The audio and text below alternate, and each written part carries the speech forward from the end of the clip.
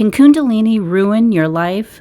When our Kundalini is activated, many of us experience psychosis, which is called Kundalini psychosis or spiritual psychosis. For me, it was just a short but powerful part of the process. Some suffer the psychosis more intensely and for a longer period of time. For those of us that get thrust into the process, it's meant to wake us up, to get us on the path of healing. I don't think I'm alone in having been someone that was always interested in the esoteric and was a believer, but also was in a lot of resistance, although unconsciously, to waking up. So after resisting many knocks at the door gets knocked down. Kundalini activation, check. Physical and mental symptoms, check. Dark night of the soul, check, check, check. So can it ruin a life? I guess it would be based on perspective. If we fight the process or succumb to the lower frequencies, it can be so painful that we descend rather than ascending. Some feel that the Kundalini ruined their life, and I can see where it is a slippery slope. It can be an excruciating process having to deal with the fallout of loss of relationships, physical illness, and mental challenges. The psychosis can instigate impulsive behaviors and delusions that we later regret, but some say even those events played out as was meant, as there is no good or bad and everything serves in some way. That's all well and good and may be true, but I still cringe thinking back on some of the actions I took, actions that ego took before waking up, and actions that psychosis took during the process. The past no longer exists, but the consequences do. So during a dark night in psychosis, there can be these lower energies that slip in and can be very mischievous and not have your best interest at heart. So between the psychosis and these entities, things can go a little crazy. We'll never completely understand this whole process. I'm now well through the eye of the storm and would say now to just do your best to keep your wits about you and believe in the beneficial purpose of this awakening process. One area where we can get tripped up involves the teachings of the new life we'll be guaranteed to have. It's a new life, but it may not be what we expected. We hear stories of others that went through their transformation, made it through the fire, and created a whole new life full of new creative endeavors and financial abundance. We can't wait for this new life, but sometimes it doesn't happen that way. I've heard from others where the suffering continues and even gets worse, either physically, mentally, or both. They want out of the process. I've read where some have managed to halt the process, but I'm not sure how they did this. While it wouldn't be my choice or recommendation, I can't say what another's path is. To me, it's called to us for a reason, and it's a call we should heed. The new life may not be in the material sense, but we free ourselves from painful shackles and wake up to a higher perspective. We may feel that our life was ruined if we're still attached to the physical, material life. Before the process, we might see ourselves as having been successful in the material world, but our inner life was in pain. Then our inner life becomes healed, grounded, and balanced, at least most of the time. But our material life may have changed in a big way. We now have to make a completely new start, and it plays out differently for each of us based on different factors. The Kundalini energy purifies, consumes, and cleanses imperfections. It brings to the surface our shadow, psyche, and physical aberrations. It makes its way through our lifetimes of history held in our souls. It's no wonder with such a process that we experience what we do. But many of us, hopefully most of us, have our lives improved, and some drastically improved. It's said that this process only arises in those that are equipped to handle it, but I've heard of some that unfortunately this was not the case. A quote from psychiatrist Stan Grof of the Esalen Institute: "There exist spontaneous, non-ordinary states of consciousness that would in the West be seen and treated as psychosis and treated mostly by suppressive medication. But using the observations from the study of non-ordinary states and from other spiritual traditions, they should really be treated as crisis of transformation or spiritual opening, something that should really be supported rather than suppressed. If properly understood and supported, it is conducive to healing and transformation." If one has enough presence and awareness to know that something meaningful is happening, most likely they can seek information and guidance. And some of us have enough of a spiritual foundation to seek spiritual guidance. Experts like the one I quoted have a combination of spiritual and conventional expertise and know how to treat and support the Kundalini or dark night of the soul process. And some, like me, go through it alone with a little help from friends, resources, and source. While some engage in practices to awaken the Kundalini energy, there are many of us that get a surprise visit. It's not like knowing when you have a cold or a flu. Doctors can't find anything wrong with us. Some of us do need medical intervention, though, and it shouldn't be ignored. As the Kundalini makes its way through, it hits blockages where dis-ease can be brought to the surface.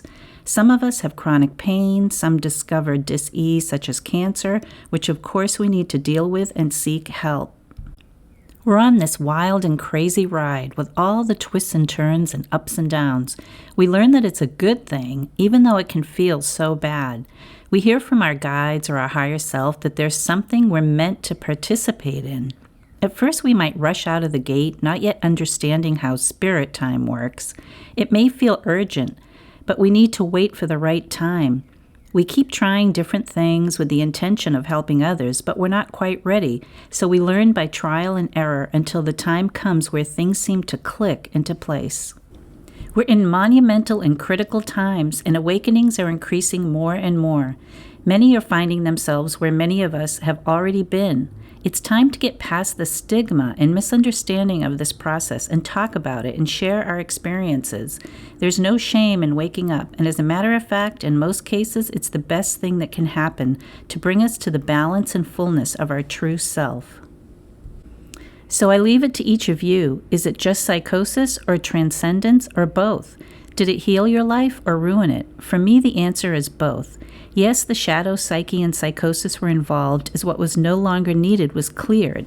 For those of us that have experienced it, from psychiatrists to gurus to spiritual teachers and even scientists, we all have our beliefs and explanations.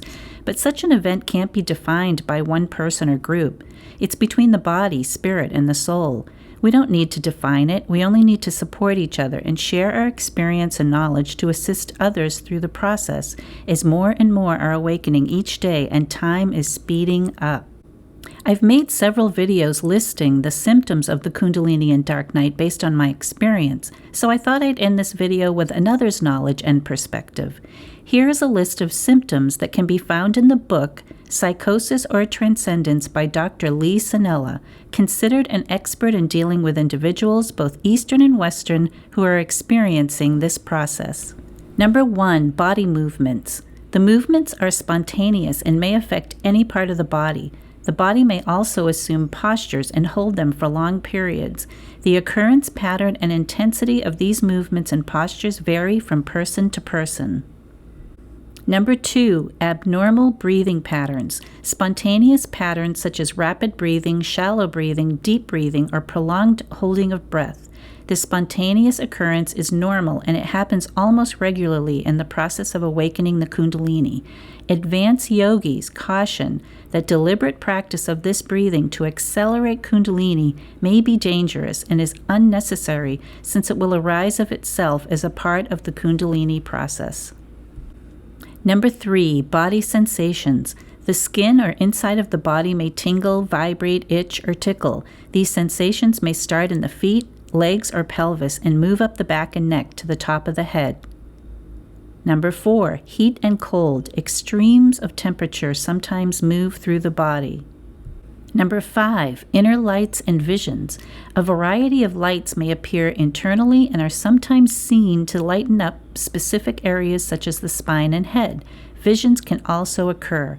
Number 6, sounds. Sounds that are heard internally are not only voices, but include a variety of noises such as whistling, hissing, chirping, flute-like, and roaring. Number 7, pains. Pains are often felt in the head, eyes, spine, and other parts of the body. They may begin abruptly with no apparent cause, and after a time will cease abruptly and permanently. The experience of one psychologist was that she discovered her headaches were caused by attempts to control the Kundalini process, suggesting that pains might be caused by conscious or subconscious resistance rather than to the action of Kundalini itself. They also might occur when the flow of Kundalini is especially intense through an area that has not sufficiently been opened. Number 8 is extreme emotions. Ecstasy, bliss, peace, love, devotion, joy, and cosmic harmony may occur, but also intense fear, anxiety, depression, hatred, and confusion. In the early stages of the process, these emotions may be experienced with greater intensity. Later, feelings of peace, love, and contentment tend to predominate.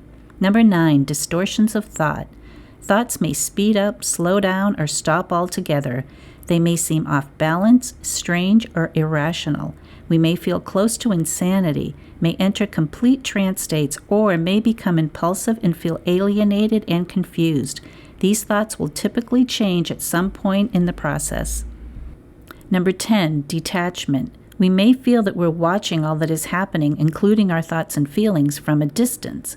This is called witness consciousness. Sometimes its presence may be taken from phrases such as the fire of separation, as with the Sufis, or from feelings of great bliss. It differs from aloofness or anxious withdrawal. Number 11 is dissociation. When the self is withdrawn from active involvement or identification, a state of detachment or witness consciousness occurs. But if it's not in balance due to deep psychological resistance to fear and confusion or to social and other pressures, then negative aspects may be emphasized. Hysteria or a state like schizophrenia may result. We may become identified with the Kundalini process in a negative, egotistical way, believing we were divinely chosen for some great mission, perhaps even as a savior. Given time and support, this imbalance is overcome and the negative symptoms vanish. Number 12, giant body. Experiencing oneself to be larger than the normal size of one's body. Number 13, out-of-body experiences. People experiencing this state feel themselves to be in a location away from their physical bodies. And number 14, psychic perceptions. Psychic abilities and experiences, particularly obtaining information from the non-physical. Sometimes the perceptions are a result of the Kundalini activity, while some of us were already naturally psychic. Meditation can be disturbing, so we avoid opening ourselves up to this influence. This changes when we learn more about what is happening and find our way to a peaceful, meditative practice.